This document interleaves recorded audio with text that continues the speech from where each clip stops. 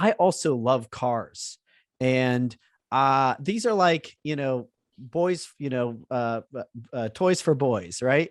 I mean, it's just there's something in us, and it's not just men, but that does have a child like way of loving the toys, right? And so I know you love motorcycles and all kinds of cars and trucks, and I mean it's endless, right?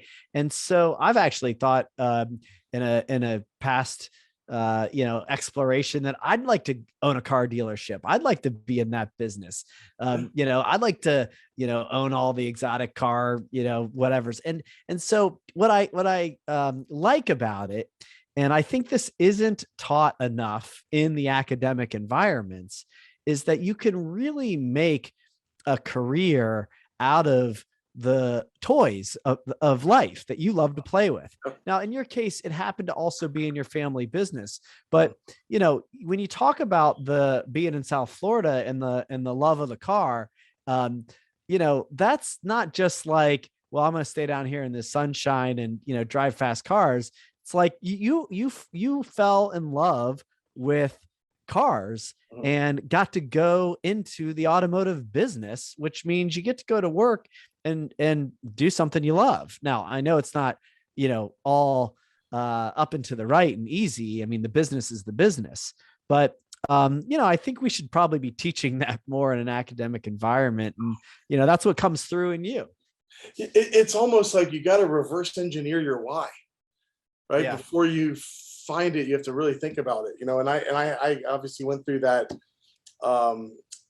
Simon Sinek process a few years ago. Oh my gosh, might have been 6 or 7 years ago at this point. Read the book, What is Your Why? And we did the leadership training class. And this consultant says to me, have you figured it out? And I said, well, it can't be income or money. So it's really easy for me. I'm in a family business. It's my family. My family is my motivating factor.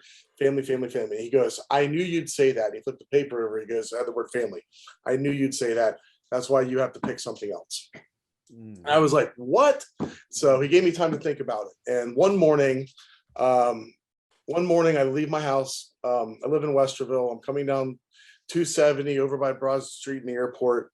And the night before, I took one of our Ford GT, 2006 Ford GT mid-engine V8 supercar, and I took it to a car show or event somewhere. Someone requested the car to go. So get up in the morning, I'm driving it to work. And as I'm driving that car into work, doing very close to the speed limit, this swarm of cars is surrounding me.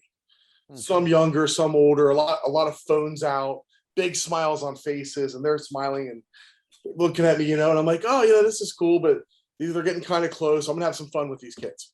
So I put the car in second gear and hit the gas, and within a quarter mile, I'm at 150 mile an hour. Boom, I get up fast and then slow back down, and you see them all scurrying to catch back up.